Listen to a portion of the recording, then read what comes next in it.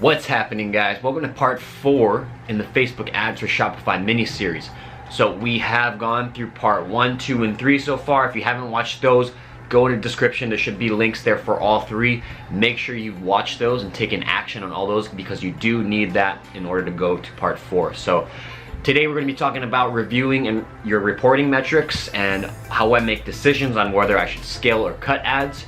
We're also going to be looking at my some of my basic scaling strategies and things that you can start implementing immediately. But again, if you haven't started your test ads yet, if you don't have anything worth scaling, do not move on yet. Just make sure you're paying attention to the metrics here that I'm going to show in part 4. So let's jump right in. We're going to start by looking at some reporting metrics. These are according to the columns that we had set up in part 3. But first line here, I like to have my CPM around $10 to $15 or under. Ideally under, of course, but this is what I like to look at. This is the range. I like my cost per click for unique link. I should put that in here, unique link clicks. I like that to be under $1.50.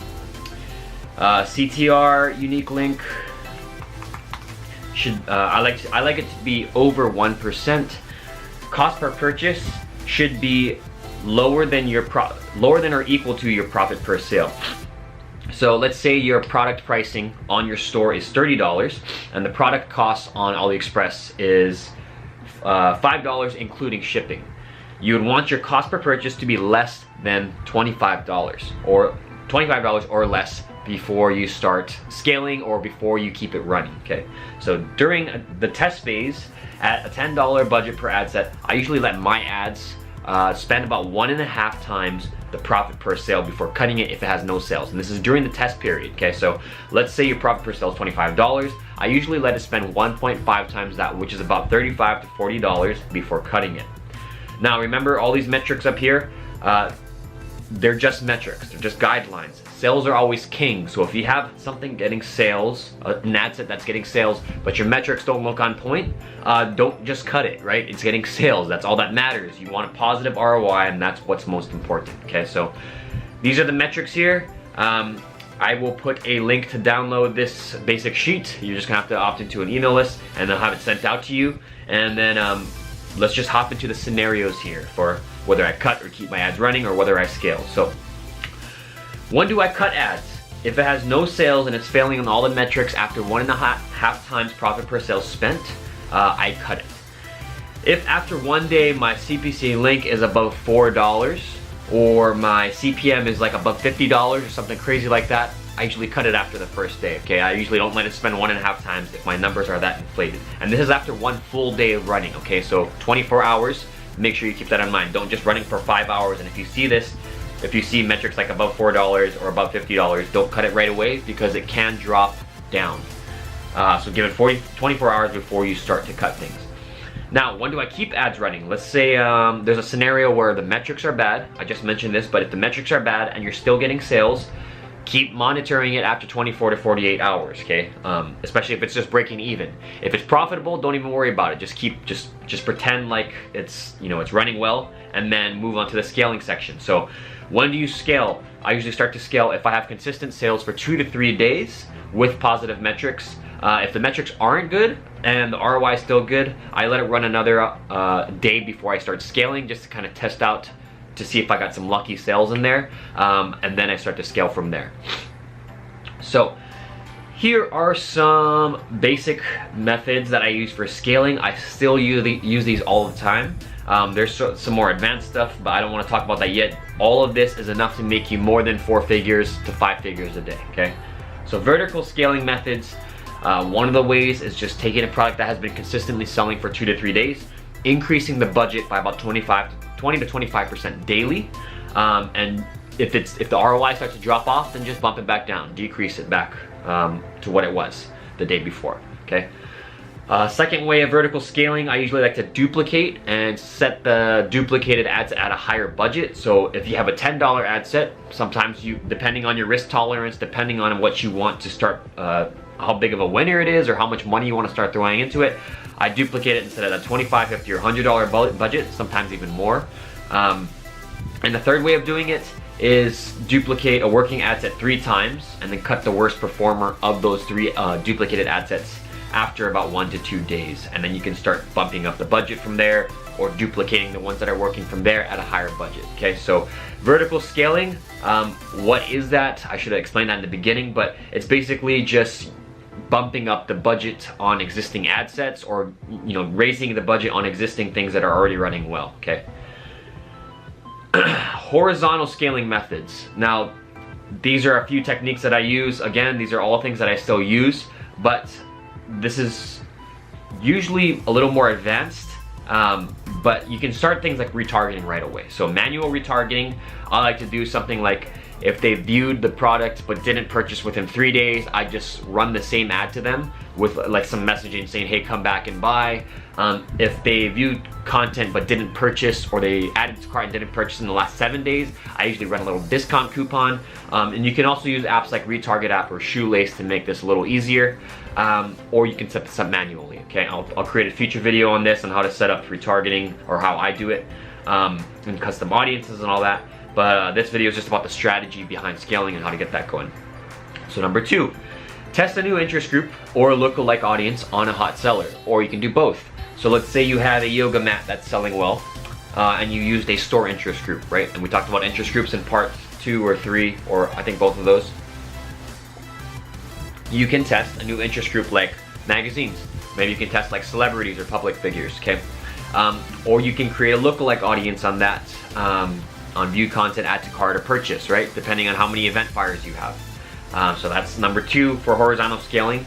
Number 3, create lookalikes and interest groups and custom audiences for different countries. So if you have a product, let's take the yoga mat again, that's selling well. You have that selling well in the USA. Try to create an interest group for, let's say, Australia or United Kingdom or France or Germany, or all the above. You can create interest groups, or you can just create a lookalike audience based off of the view content from the product itself. So you're creating a view content lookalike audience based off of the yoga mat, and you can go from 1 to 10% from there. Okay, so number 4, create custom audiences and lookalike audiences for different customer activity and pixel events. So view content, add to cart, purchase, initiate checkout. You can do stuff for people who viewed your fan page or liked your fan page as well. There's so many different things you can create lookalikes for. Different customer activity, different people who have been on your page or engaged with your page. You can create, there's so many different possibilities, and I have tried all of them. I can't tell you which one works best. Usually the view content, add to cart, and purchase work better than the other things, but not so much where I'd say to disregard the people who engage with your fan page and those kind of things. Okay, so test all these out. I can't tell you which one works best. You're just gonna have to test it and see what works with your niche. Okay, and the last way to scale horizontally is I call it tiered lookalike audiences. Okay, so when you create a lookalike audience, you can go 1 through 10%. Now, some people, they usually only test 1%. I go all the way up to 10%, maybe not all the time all at once, but you can go 2% and exclude 1%, 3% exclude 2%, 4% and exclude 3%, and this gives you a way where you can test new audiences without overlapping. Okay, so I use tiered lookalike audiences a lot once I found something that works on maybe 1%. And you can do this for literally every different custom audience or country we talked about. So let's say you have a USA product, you started with interest groups, right? You start with the store interest group, then you can go on to retargeting and testing the magazine interest group. Then you can create a lookalike audience for USA targeting view content, and then that's 1%, right? And then you can create the same lookalike audience for multiple different other countries. And then you can scale up from 1% and go all the way up to 10%, right? 2%, 3%, 4%. And then on all these ad sets, maybe you're starting them all at $10.